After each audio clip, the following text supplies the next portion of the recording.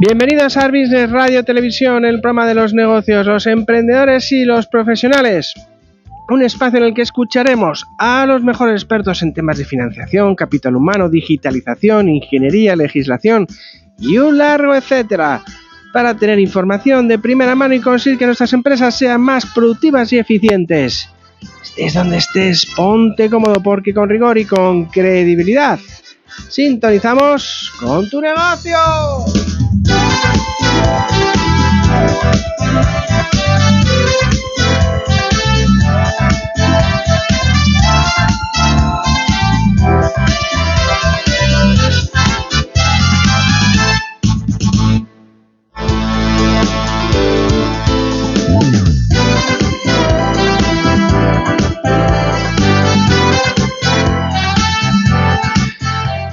¿Cómo están, señores? Estamos hoy en este segundo round que tenemos los jueves de 5 a 6. Ya hemos empezado a coger un poco de velocidad, ¿no? Porque la verdad es que son días que a uno le cuesta. Pero bueno, ya parece que no, pero va todo viento, un poco a toda vela. No tenemos que parar de hacer negocios. Hoy tenemos a nuestro querido Juan Mateo, nuestro especialista en temas de soft skills, en negociación, que nos hablará de un concepto más que interesante, la inteligencia colaborativa. Y luego tendremos a dos buenos amigos del programa que siempre van por la línea de ahorrar costes, que son Enrique Peña con su sección de CAC y Eduardo Mira, que siempre nos ayuda en producción en el programa de radio, pero que profesionalmente también elabora temas de ahorro de costes para las empresas. Así que, señores, abróchense los cinturones, que arranca Business Radio Televisión.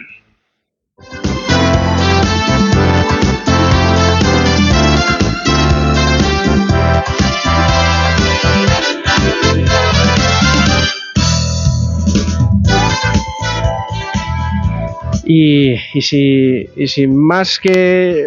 Yo cuando viene Juan Mateo, yo ya estoy con el papel y el boli casi preparado, porque siempre aprendo, y no solo una cosa, aprendo siempre varias cosas para poner en marcha en mi día a día. Hoy vamos a hablar de un concepto que me comentaba Juan cuando estábamos preparando el programa, que es la inteligencia colaborativa. Nosotros aquí en Art Business llevamos un poco el ADN también de establecer relaciones con empresarios, con colaboradores, buscamos líneas de negocio para poder cruzar líneas de expansión de servicios para nuestros partners, y la verdad es que un lujado poder hablar de ello y hacerlo con un maestro del tema. ¿Estás ahí, Juan? Sí, aquí estoy, encantado de saludarte, Roberto. Y de verdad que cuando tenga problemas de autoestima te voy a llamar. Feliz año ante todo. Igualmente, feliz año. Es lo mínimo que puedo decir, es que es verdad, es que es así. Nada, siempre... tú sigue, que yo encantado. Me alimentas el ego, que es una delicia, vamos. Oye, cuando me dijiste de hablar de la inteligencia colaborativa, era la primera vez que escuchaba ese término. La verdad es que luego me he metido en internet y, oye, hay mucho escrito sobre el tema, o sea, es decir, que no es algo nuevo y que efectivamente tenemos que aprender, ¿no? No es nuevo. Hay cosas muy interesantes escritas incluso por gente tan curiosa como el catedrático de biología matemática de Harvard, que los biólogos realmente saben mucho de colaboración, ¿no? Porque al final nuestra biología es puramente colaborativa. Si nuestros organismos, nuestros genes, todo no colaborasen unos con otros, pues la raza humana no hubiera vivido, ¿no? No hubiéramos sido capaz de crear un organismo tan maravilloso como el que tenemos nosotros en nuestro cuerpo, ¿no? Lo que pasa es que, ¿se puede llamar inteligencia colaborativa? Si admitimos que hay muchos tipos de inteligencia, sí, pero también se puede llamar colaboración inteligente, ¿no? También. Es decir, cómo conseguimos algo que es tan difícil, tan complicado, que es que los seres humanos colaboren unos con otros, ¿no? Sí, y eso, el mundo de la empresa lo sabes tú muy bien que no es fácil. Sí, además es que yo creo que de unos años para acá, en Madrid, por ejemplo, es una ciudad muy grande, hay muchos encuentros profesionales, se llegan a muchos acuerdos de colaboración, pero por desgracia, no sé si el 90% de los mismos luego terminan siendo prácticamente que no se llega a nada, ¿no? Y la verdad es que por eso decía que era muy interesante el que hoy nos des esas píldoras para que efectivamente sea algo eficiente y que sea algo productivo, ¿no? Claro. Claro, mira, yo muchas veces cuando hablo de este tema y doy algún curso, alguna conferencia sobre este tema, que empezamos a desarrollar en la cátedra que yo tengo en la universidad, precisamente porque tiene mucha relación con la gestión de conflictos y con la negociación, porque la colaboración al final desemboca en ello, ¿no? Pero casi siempre suelo empezar con una imagen de un ombligo. Y yo les digo, bueno, ¿por qué comenzaré con un ombligo? Y la gente no me dice, no, porque nos miramos mucho al ombligo, porque nos creemos el ombligo del mundo. Y digo, pues sí, la verdad que también es verdad, pero básicamente es porque esa cicatriz demuestra una cosa muy curiosa, que es que desde que nacemos dependemos de otro. Es decir, desde que somos un embrión hemos conseguido llegar a donde hemos llegado en colaboración con los demás. Claro. A mí me repele la frase me he hecho a mí mismo, pero no digas bobadas. O sea, ¿cómo que te has hecho a ti mismo? Entonces, tú, gracias a un montón de gente que a lo largo de tu vida ha colaborado contigo para hacerlo, ¿no? Sí. Ahí hay una anécdota, dos cosas muy bonitas. Una es de Margaret Mead, que es probablemente una de las antropólogas más importantes del siglo XX, que dando una conferencia en Inglaterra le preguntaron que cuál era el hito por el cual ella demostraba de alguna forma que el hombre había pasado de ser un animal a ser un hombre, ¿no? Entonces todo el mundo pensó que, bueno, pues va a sacar un utensilio, ¿no? Pues lo que sé, una vasija o un tenedor o una rueda o cualquier cosa de esas. Y sacó una fotografía de un fémur que estaba curado. Ajá. Entonces dijo, normalmente los animales, cuando un animal está enfermo o se le rompe una pata o cualquier cosa de estas, la manada lo abandona porque los otros depredadores van a ir a por él y no se van a poner en peligro, ¿no? Claro. Entonces el animal normalmente muere. Dice, este fémur demuestra que por primera vez, el fémur tiene unos cuantos cientos de miles de años, ¿no? Fíjate. Que por primera vez alguien, cuando un compañero suyo se rompe una pierna, se queda a cuidarle. Claro. Y hasta que se cuida, lo cuida para que no se le coman los depredadores. Dice, en ese instante, es decir, en el instante en que aparece la palabra cuidar al otro, en ese instante somos seres humanos. Claro. A partir de ahí es cuando somos seres humanos, ¿no?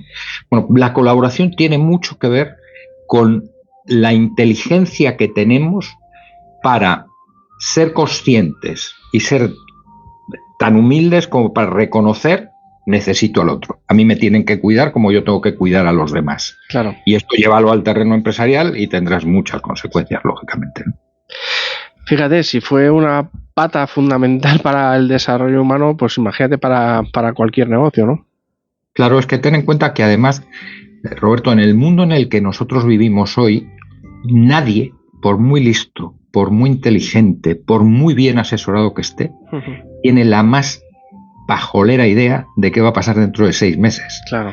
No lo sabemos. Entonces, la única posibilidad que tenemos es que todo el talento que hay dentro de una organización se ponga a colaborar unos con otros para conseguir dar respuesta al cambio constante, ¿no? Es decir, que ahora el tipo que a mí me interesa tener a mi lado no es solamente un señor que tenga un máster del mundo mundial en una de las mejores universidades, que perfecto y maravilloso, por supuesto, sino alguien, insisto, que tenga la humildad de reconocer necesito a los demás y se ponga a colaborar con los demás para sacar respuestas, ¿no? Esa es la inteligencia colaborativa. Claro. Pues esa cultura en muchas empresas adolecen, ¿no? De la misma, precisamente por decir, a ver quién va a levantar la mano y decir, claro, oye, necesito a alguien para esto, para decir, tú no eres capaz, ni tu equipo es capaz de desarrollar esto, es que vamos. Claro. Efectivamente, a ver quién es el primero que levanta la mano, ¿no?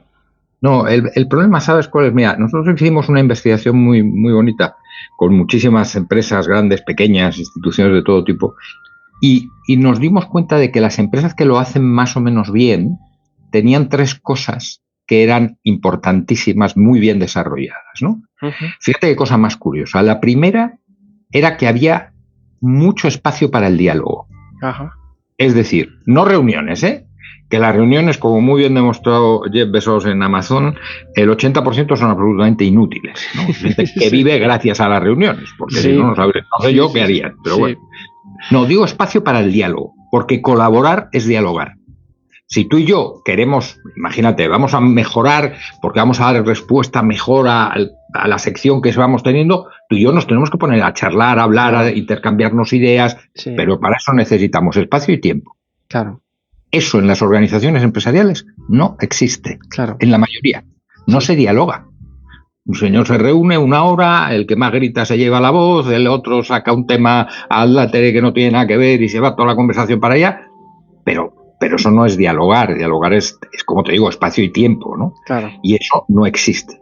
La segunda cosa curiosísima es que necesitamos mayor conocimiento generalista.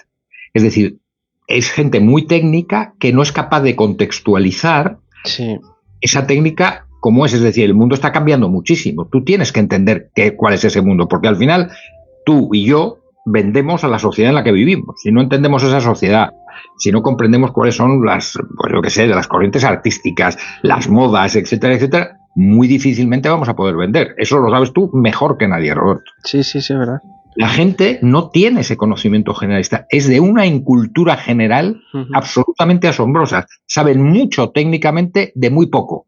Y saben mucho, pero claro, sin contextualizarlo no vale, ¿no? Sí. Y luego la tercera cosa que encontramos que era perfecta, que es formación. O sea, formar a la gente permanentemente, ¿no? Claro. Esto es de sentido común, pero bueno. Al hilo de lo que has dicho de la segunda parte, yo la verdad es que soy un poco crítico se ha puesto muy de moda ahora lo del foco. Creo que alguna vez que incluso lo hemos hablado, ¿no? Y está bien, está muy chuli, ¿no? Es que nosotros ponemos el foco y queda muy como que parece que son nuevos visionarios. Pero yo no soy tan partidario de poner tanto foco porque efectivamente hay que entender un poco todo el contexto y todo, como dices tú, que las cosas cambian todo muy rápido y la competencia también se mueve y como te quedes con tu foco, mal asunto. Claro, a ver, es verdad que cada día sabemos más de menos, ¿no? Y es lógico porque tenemos, claro, el avance tecnológico es de tal magnitud que no podemos ser sabios en todo, ¿no? No estoy diciendo además que seamos eruditos. Lo que estoy diciendo es, que es lo que tú dices, es, ojo, ten cuidado porque si eres un tipo muy bueno focalizado en tal tema, pero no sabes cómo aplicarlo a una sociedad a la que tienes que vender, eso no te sirve para nada. Claro. Por lo tanto, tienes que intentar entender, y eso significa también entender al ser humano que tienes al lado, también entender, por ejemplo, como decía Daniel Kahneman, ¿no?, el gran premio Nobel de Economía, que la mayoría de nuestras decisiones vienen a través de las emociones. Claro. Intentar entender todo ese tipo de cosas, porque ahí es donde tu talento tiene valor. Si no, tu talento no tiene ningún valor. Claro. Y eso es lo que es difícil que mucha gente entienda, ¿no? Me está viniendo a la cabeza, Juan, a ver cómo lo ves tú. No sé si hace un par de días iba ahí en el coche y hablaban de, pues en algún programa de radio hablaban de las diferentes, de las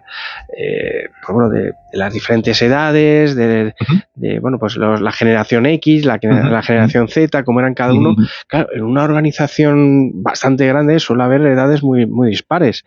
Y eso, claro, con tanta diferencia entre unos y otros, más difícil todavía, ¿no?, el implantar esto. Claro, pero ahí está el tema, ¿no? Yo el otro día estaba en casa y estábamos 5 generaciones juntos. Fíjate. 5 generaciones, ¿eh? Sí. Que era una preciosidad, claro, porque decías, bueno, qué bien, qué maravilla poder estar 5 generaciones juntos. Sí. Pero es que las empresas estamos ya 3, 4 generaciones trabajando juntos, ¿eh? Entonces, ¿qué ocurre? Que si uno no es capaz de tener la humildad, de nuevo, que es un símbolo de inteligencia puro, pues la humildad es uno de los símbolos de inteligencia más claros que existen. Si uno tiene la humildad de decir, oye, a ver, yo soy un boomer, por ejemplo yo, que soy un boomer. En fin, creo que tecnológicamente me defiendo muy bien porque estoy muy metido en este tema, como tú bien sabes. Sí. Pero sé que la gente joven me puede enseñar muchísimas cosas ahí, pues tienen una mentalidad que aunque yo quiera no puedo tener la misma que tienen ellos, ¿no? Como activos digitales, como gente más habituada. Si soy una persona inteligente, lo que tengo que hacer es colaborar con ellos para que me enseñen. Pero ellos tienen que entender que yo como boomer les puedo enseñar cosas que ellos no han vivido. Eso es lo que tenemos que hacer. Ahora, ¿qué ocurre? Que esto no es un problema de actitud, Roberto, que es donde hay ese es uno de los grandes errores de las empresas. No, venga chicos, todos para adelante, que somos adultos profesionales, hacemos un kick-off y nos queremos todos mucho y tal. Sí, está muy bien. A la semana no queda nada. Efectivamente, sí, sí. Nada, ¿eh? Pero, Sí, sí. ¿qué hay que hacer? O sea, es que la colaboración no es una opción. La colaboración es una obligación de todo el mundo. Es decir, o colaboras o en este equipo no estás. Claro. Eso es algo que los gestores tienen que saber. Otra cosa es que hay que enseñar a la gente todas las herramientas para que puedan colaborar, ¿de acuerdo? Ponernos a hablar ahora de si te parece bien que colaboremos. Pero, a ver, estamos perdiendo el norte, ¿no? Claro. De hecho, incluso no estaría mal que alguien bueno, pues se ocupara dentro de la empresa de que es efectiva esa colaboración, ¿no? Claro, pero ahí tienes herramientas muy buenas. Por ejemplo, tú desarrollas un buen sistema de evaluación donde además la gente se juegue su futuro profesional y pon como una de las variables importantes a la colaboración. Es decir, qué bueno. Sí, sí. convierte la colaboración en un valor institucional, que es medible además. Ajá. Cuando yo me juegue el tipo de subir en mi carrera profesional, si colaboro o no, claro. Bueno, ya veremos qué pasa, ¿no? Y la cosa cambia, efectivamente. O un bonus anual, efectivamente, porque el resto de gente te diga, oye, pues sí, la verdad es que siempre está dispuesto a colaborar en cualquier cosa esta persona. Evidentemente. Eso es desarrollar una cultura colaborativa. Claro, como tú mejor que nadie sabes, Roberto, porque tú lo has vivido muy bien y lo hemos hablado, desarrollar una cultura es la cosa más complicada del mundo. Muy complicada. Del mundo. Sí. Pero hay que desarrollarla. Y eso empieza por generar a la colaboración, darle a la colaboración el valor, o sea, la presencia como valor institucional. Claro. Porque si no, acaba pasando lo que decía Peter Drucker, ¿no? Drucker decía una frase genial que es: la cultura se come a la estrategia para desayunar. Qué bueno. Y es verdad. Si tú no tienes una cultura colaborativa, por mucho que pongas la estrategia, la cultura se lo va a comer y no lo vas a conseguir hacer. Luego, esto lleva mucho trabajo por parte sobre todo de los directivos en general, aunque ahí el adalid lógicamente tiene que ser recursos humanos aportando herramientas muy valiosas para que esto se sepa hacer, lógicamente. Claro. Si es difícil dentro de una empresa, ya colaboración entre empresas ya no te cuento, ¿no? Sí, pero fíjate que al final, Roberto, más difícil todavía, ese ya es el rizar el rizo, ¿no? Pero fíjate que el mundo de la automoción, por ejemplo, ha demostrado muchas veces que se puede colaborar con el competidor. El mundo, por ejemplo, es muy curioso, pero el mundo, por ejemplo, de los trenes de alta velocidad, donde están, pues esto desde Bombardier, CAF, Mitsubishi y todos estos, son muchas veces entre ellos proveedores y clientes al mismo tiempo. Anda. ¿Por qué? Pues porque uno hace la cabeza tractora, el otro hace no sé qué, pero al mismo tiempo hacen sus propios trenes, ¿no? Con lo cual son capaces de colaborar y competir al mismo tiempo. Que esto es curioso, pero es lo mismo que pasa internamente en una empresa. Claro. Porque en el fondo una empresa es un mundo muy competitivo. Pues si tú y yo estamos en una empresa, al final vamos a acabar compitiendo por subir, claro. ¿sí o no? Sí, sí, efectivamente. Pero al mismo tiempo tenemos que saber colaborar, porque si no también se nos hunde. Claro. Por lo cual no es fácil, pero se puede perfectamente hacer. Al final es cómo gestionamos ese conflicto y cómo llegamos a acuerdos para que entre tú y yo colaboremos. Y tú ganes y yo gane. Para luego que sea efectivo hay que tener una relación muy continua, ¿no? Que muchas veces se llega a un acuerdo, está todo muy bien, las dos patas entienden de que se necesitan entre ellos, pero luego a lo mejor como el día a día evite que haya feedback entre todos continuo, esto se pierde, ¿no? Claro, lo que pasa es que yo creo que al final, cuando tú haces un buen acuerdo, por eso es que, claro, al final, yo qué voy a decir, ¿no? Pero al final la negociación es un mundo tan fundamental, porque un buen acuerdo no es solamente esto para ti, esto para mí, sino eso que tú acabas de decir que es tan importante. ¿Cómo hacemos para que esto funcione? ¿Cómo nos damos feedback? ¿Cómo, oye, cuidado que esto se nos está yendo y tenemos que, bueno, pues ajustar ese acuerdo?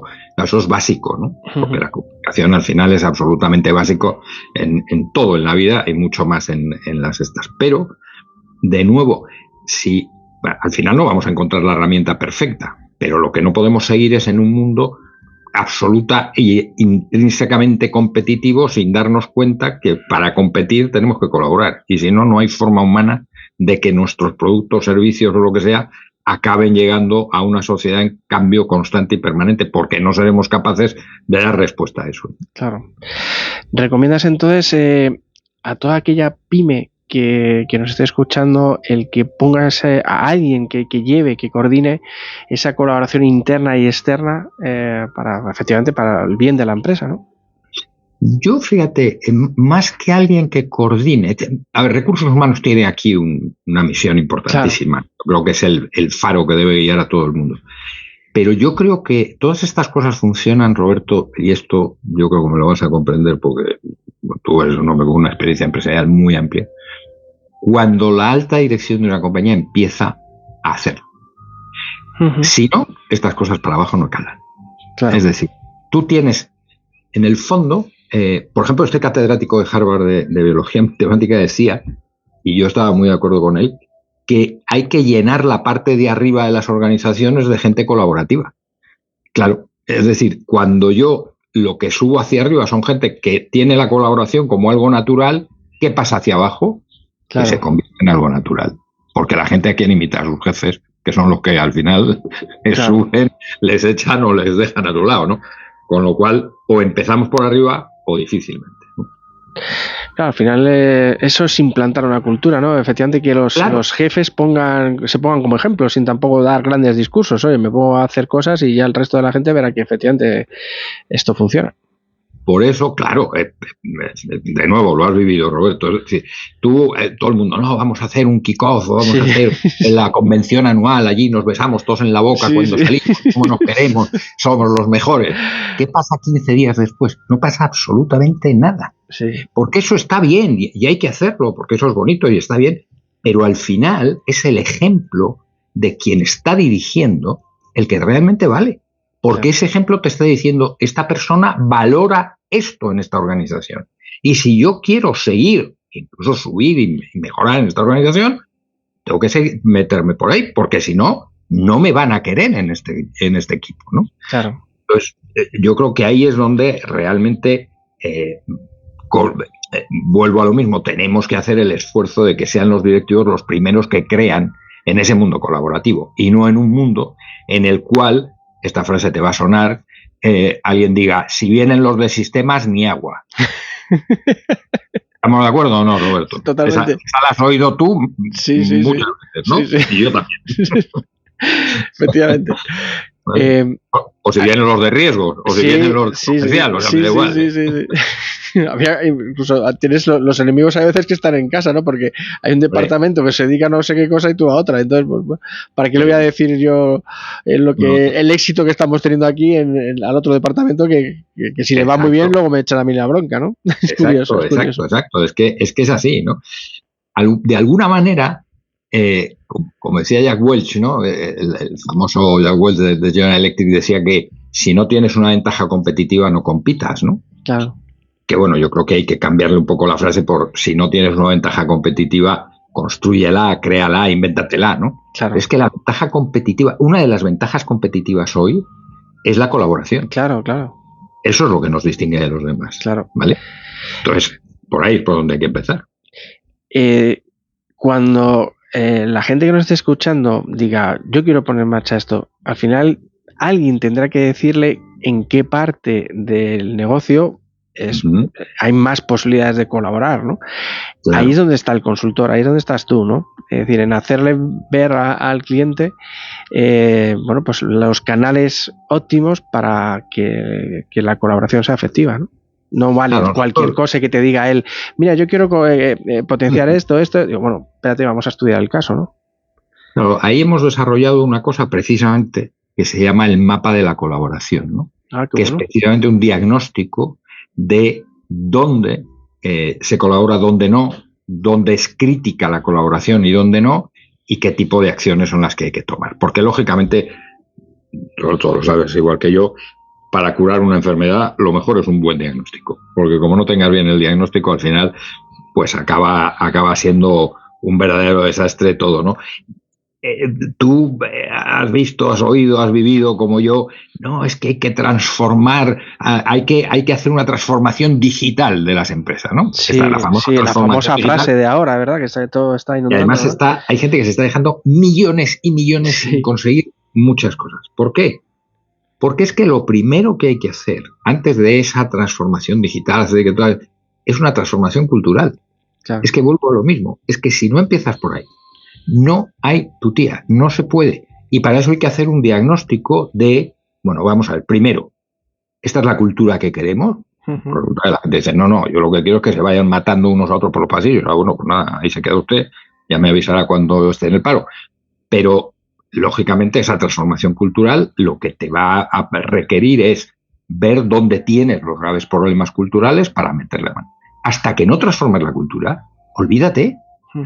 Yo recuerdo hace muchísimos años, muchos, demasiados, ya cuando recuerdo estas cosas me doy cuenta de lo viejo que soy, pero que había un señor, estaba yo haciendo una consultoría, estaba yo en Andersen Consulting, fíjate si hace años, uh-huh. Y estábamos haciendo una consultoría muy importante en una siderúrgica. Uh-huh. Y había un tipo que se dedicaba a repasar los listados, ¿te acuerdas aquellos listados que salían en papel pijama en las impresoras estas, que era horroroso, ¿no?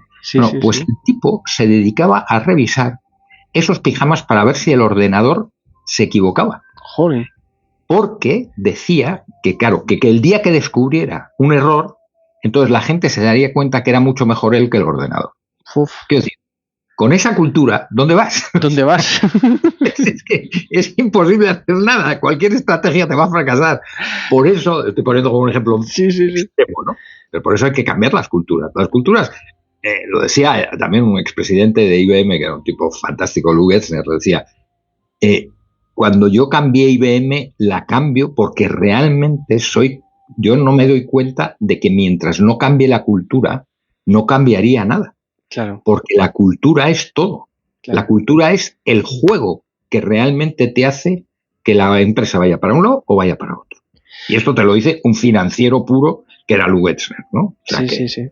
Oye, joder, ¿no? Estas empresas muy tecnológicas, muy de pues, las que dominan hoy en día el mundo, como se han inventado en pocos años y han crecido tan rápido y tienen los cambios tan bruscos, ¿no? Y se van adaptando, ¿son las que mejor se adaptan a esta inteligencia colaborativa?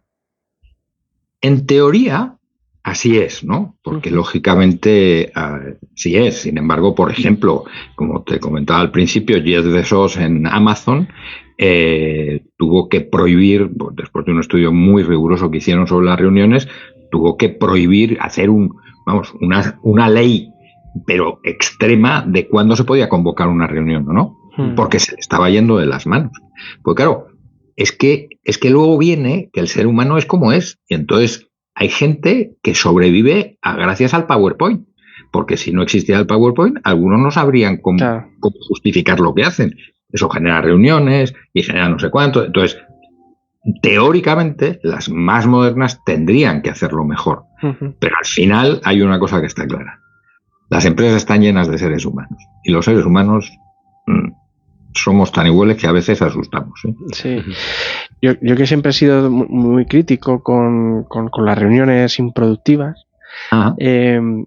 Precisamente hace poco pues entrevisté, pues bueno, son unos conocidos, son amiguetes y tal, y simplemente le dije que qué día, qué tal, que oye, que íbamos a hablar de no sé qué, y luego me dijo, oye, pues quedamos, hacemos un Zoom y preparamos bien la entrevista y tal, y me dio un poco esa sensación, digo, yo creo que esta gente está demasiado acostumbrada a hacer Zoom por cualquier cosa. La verdad es que, bueno, es una entrevista de 15 minutos, bueno, pues oye, hablar un poco, creo que incluso hacen muchas cosas como para tener sustancia para una buena entrevista, no hace falta un Zoom, pero quizás a lo mejor incluso uno abusa de estas herramientas tecnológicas que sí, que te permiten solventar algunos problemas, pero para algunas cosas, pues al final pierdes tiempo, ¿no? Que tampoco es necesario, ¿no?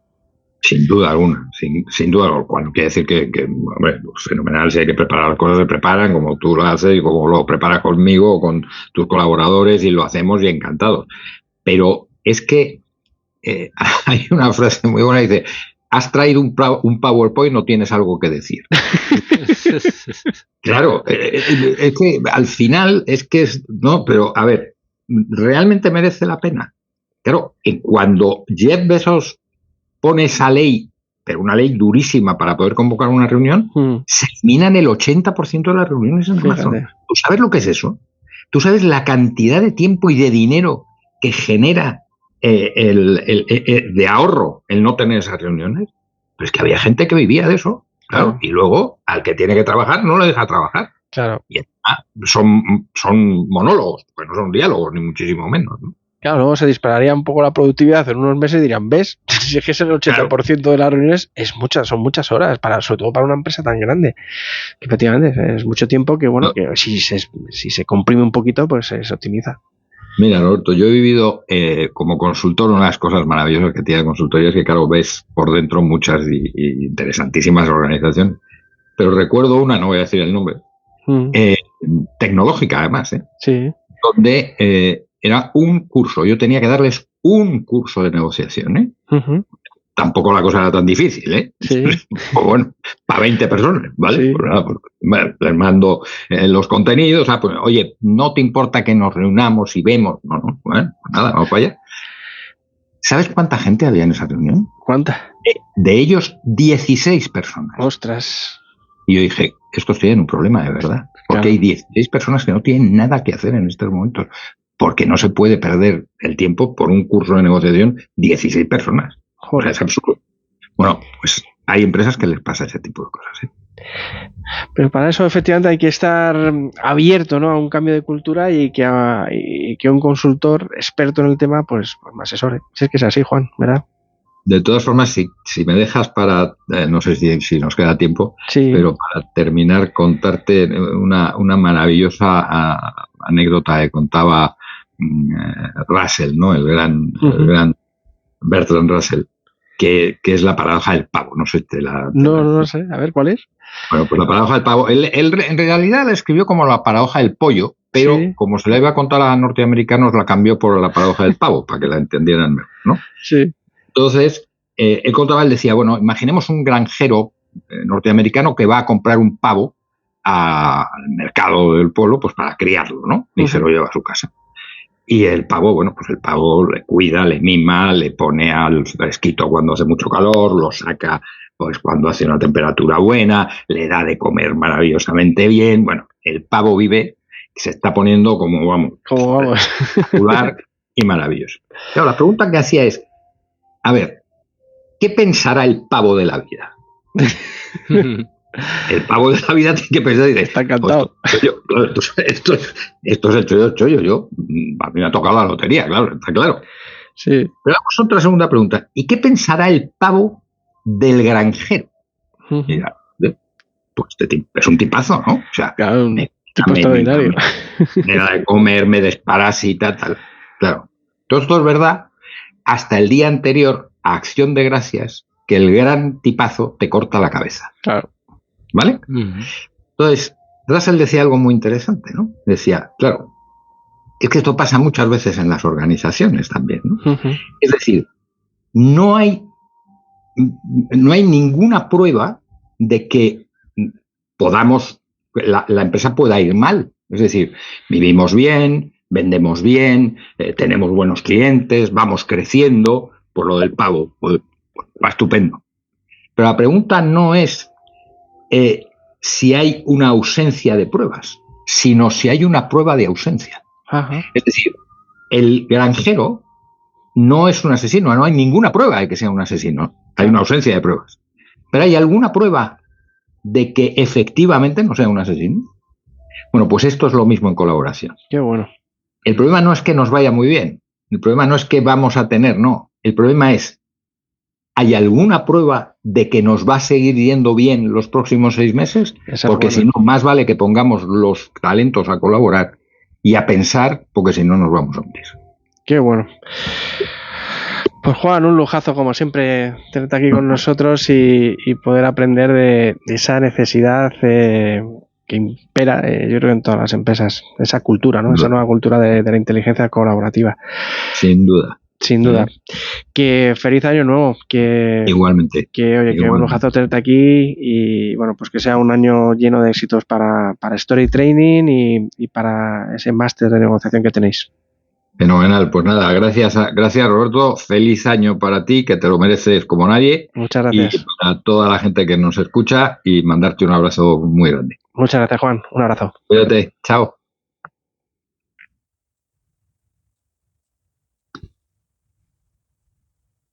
elmundofinanciero.com